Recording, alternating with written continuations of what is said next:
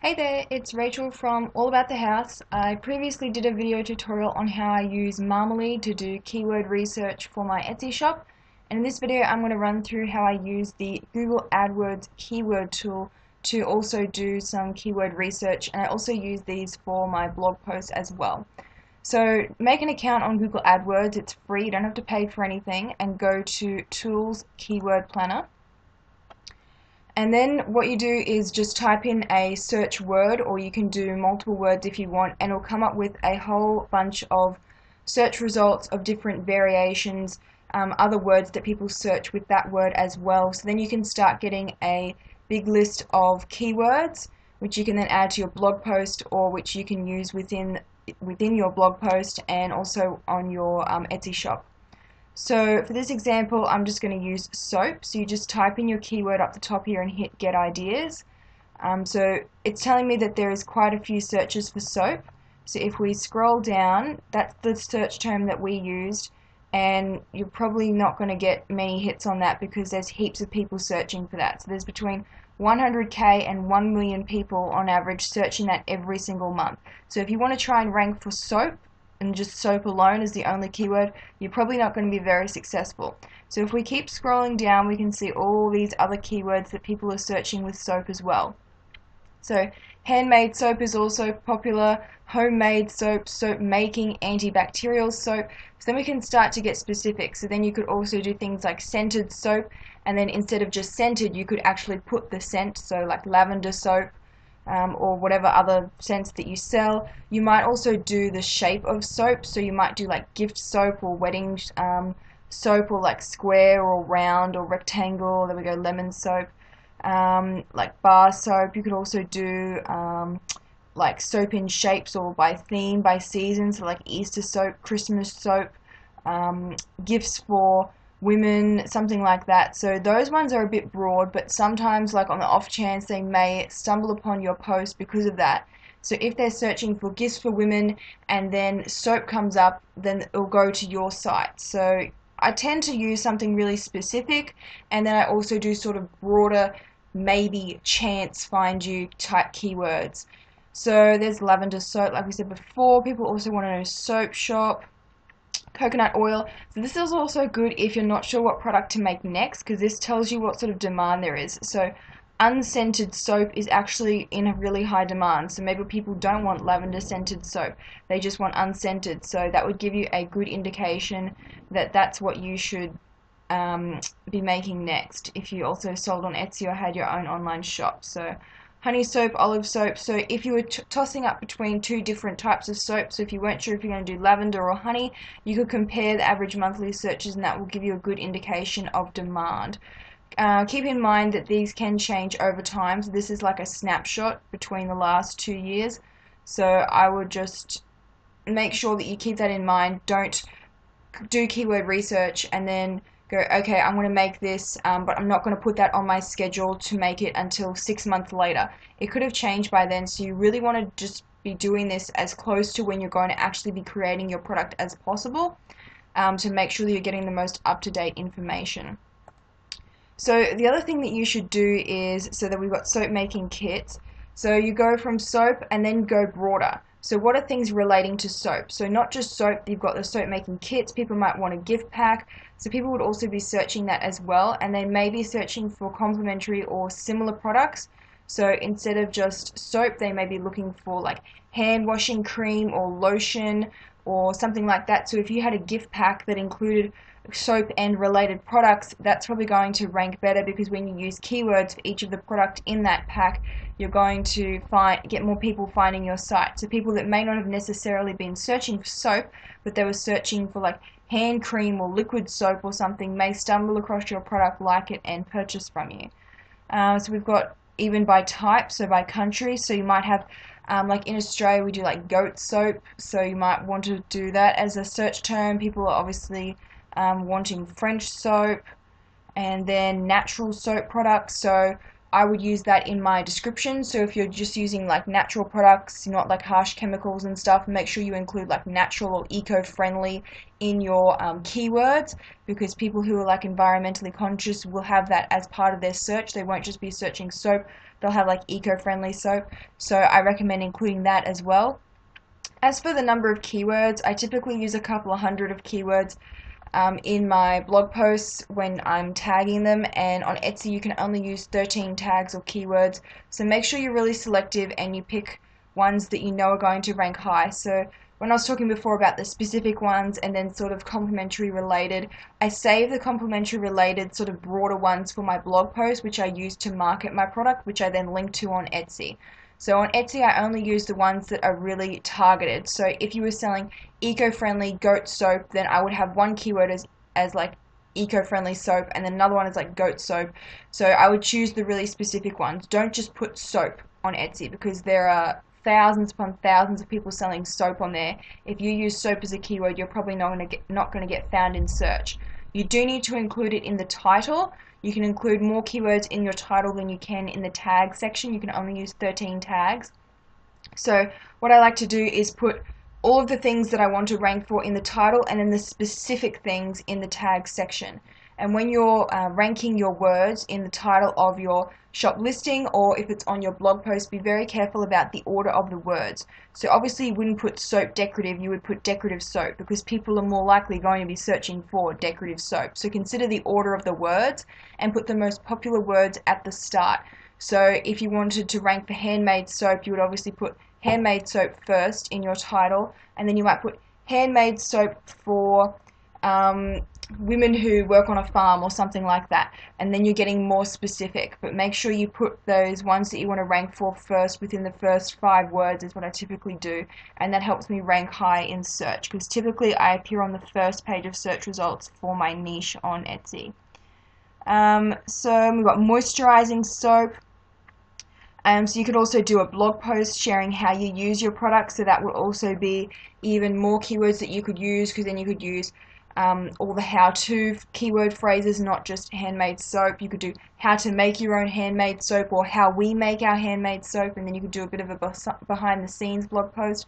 So the more that you blog about your product, the more keywords that you can use, and then the more likely people are to end up in your Etsy shop, because every time you blog about your product, you can include keywords and links to your website within your blog posts.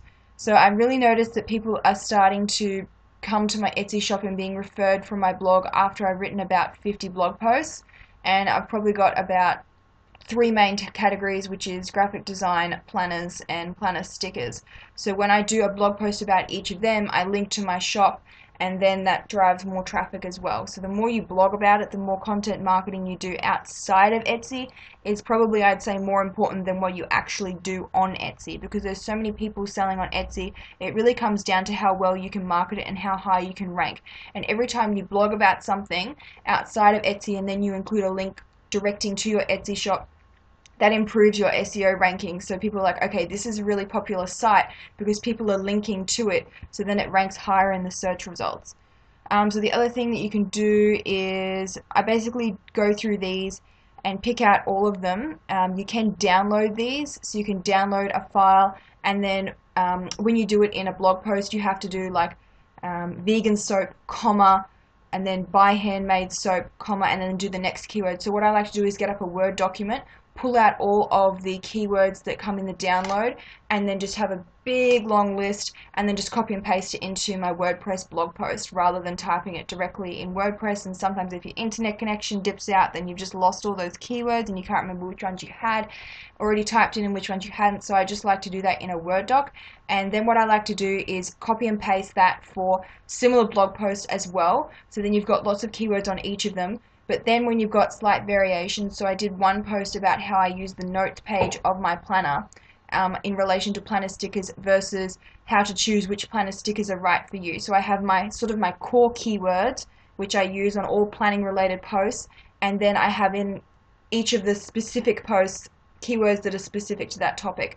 So for the one on the monthly notes page, then I had things like flag stickers or list making stickers, how to use the notes pages of your planner, what to do with the monthly notes pages of your planner, that sort of thing. So doing questions like rhetorical questions, and think of how they're going to search in Google is really what I also do to find keywords. So this is like my first place, and then I go broader beyond that. So I have my basic keywords, then I expand on that and get longer keywords. That's a 3-word one. I do up to typically 5 keywords per phrase, so that makes a long tail keyword, so they show up better because they're more specific.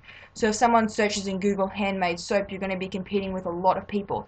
But if people are searching buy handmade soap Australia, so if they live in Australia like I do and they want to buy handmade soap from someone else in Australia to save on shipping costs, then they're going to just automatically knock out every other soap person in the world, and it's only going to be Australia only. So it's going to be a higher chance of people finding your shop.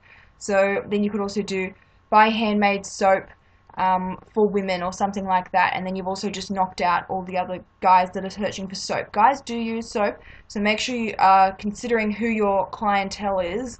And be really specific. So if you were doing soap, like I said before, for farmers, you would have that in your keyword phrase as well. So I start with Google Adwords, and then you can also do Google itself. Let's go to Google. And then if you type in here, so if we did the handmade soap thing, handmade soap, that's going to come up with 8.5 million results. So good luck ranking for that. But the first result we can see is Australian natural soap company. So that says to me that people really want Australian soap. So let's do, see, handmade soap, Australian handmade soap. So Australia's soap is obviously popular. Let's do buy handmade soap from Australia. And then we can see that we've knocked out the search results down to 8 million. So Australia is obviously very popular. Let's go even further. So buying the handmade soap, we can see that goat is popular. Let's go handmade goat soap. So now we've just knocked it down to only 500,000 results. So the more specific you get and the longer your keywords are, because what you want to do is match it up exactly to what people are searching. So someone who's searching buy handmade goat soap from Australia, your stuff is going to show up quickly, and we can see that all of these are .au websites. So if you were living in America, then it would wipe out all the, or typically all of the .com. It's going to rank the .au way higher. So I tend to not use more than 5, that one's got 6 keywords in a phrase. If it's something that I know is really popular, like people search how to use the notes pages of your planner, that's like 9 words. So I would use a long phrase like that if I know for sure that people are searching for it. Otherwise, you're probably wasting your time a bit doing really long keywords because they can bundle them together. So remember, if you had a keyword of handmade and you did a comma soap, that's 2 separate keywords. So you will still rank for that, but not as highly as handmade soap. So it's obviously impossible to think of every single combination that someone is going to be searching. So I try to just have a think about what people are going to be thinking, the buyer, what's in their mind, what are they going to be searching for, and then use that to derive my keywords in addition to the keyword tool on Google Adwords. There's heaps of other keyword tools that you can use as well, and I do also recommend Marmalade, which is another free tool, and that one's specific for Etsy. So make sure that you do use your keyword research. Don't just sit there and go, okay, I'll just think of a couple of keywords, I've got like 10, that'll do, and then like publish the blog post or post your product for sale. No, you want to really do extensive keyword research. You need to really make sure that you're choosing keywords that you can rank highly for, and don't do just broad stuff where your product's just going to get lost on like page 30 of search results. No one looks past like page 5 at most. So you really need to get on the first 5 pages of search results, or you may as well not exist. So if you're struggling to rank highly, make sure you are thorough and take the time to choose keywords that are actually going to result in people finding your stuff. And you can also test it, so you could do a certain number of keywords, see how that goes for a week. If you're not ranking, switch it up and use some other keywords and keep track of which ones are ranking better. One other thing to note, if you sell a lot of similar products like I do, so I sell a lot of planner stickers, I've got like 400 different listings on Etsy for planner stickers. If I use the same keywords for all of them, well then I may as well be selling one planner sticker product. It's pointless to use the same keywords on every single similar product that you have. So if we go to my shop and then we go to planner stickers, we can then do different keywords for each type. So these ones are sport planner stickers. So instead of just having, see, I've got all my keywords there. So the first thing I want to rank for is sport planner stickers, printable calendar stickers, etc. So it's pointless just doing icon stickers, because there are thousands of icon stickers on Etsy. You want to go more specific, so you want to go even more detailed than icon planner stickers. You want to go sport planner stickers. So I really should include icon in my title there within my keywords. So you go sport planner stickers, icon planner stickers, and then within that you would also go more specific, so you keep drilling down into more detail.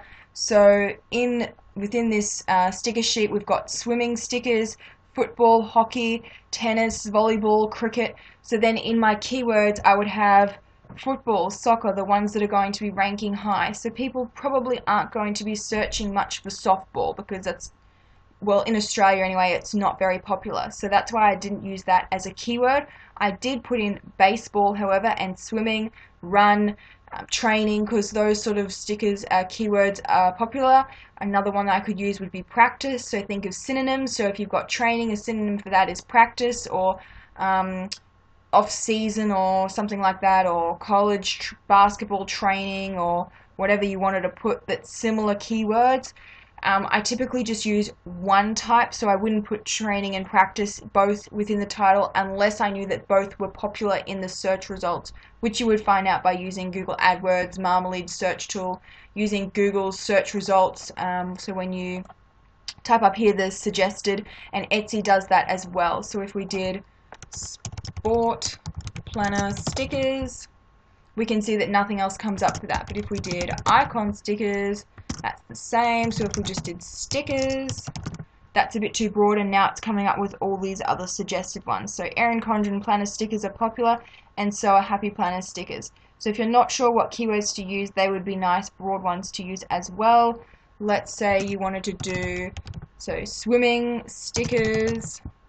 That doesn't really have any Etsy suggested keywords. If we search that, it should be really detailed, specific search results. So we've only got 1,000 hits, considering there are tens of thousands, probably hundreds of thousands by now, sticker listings on Etsy.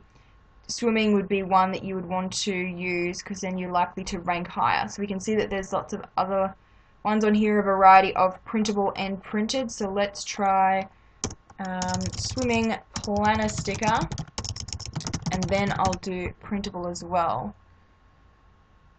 So someone that really wants to find swimming stickers for planners, there's only 300 search results, so now that's getting way higher to rank for that. Let's go printable. So people who want to print it themselves, we've only got 60 search results.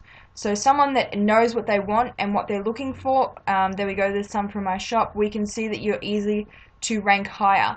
Note that, well, this one, because there's only 2 pages of search results, lots of products from their shop are showing up, but if you've got thousands of search results, then typically you only appear on 1 page. So if you've got 5 pages of search results and you've got multiple products, you would only have 1 product appearing on each of those 5 pages.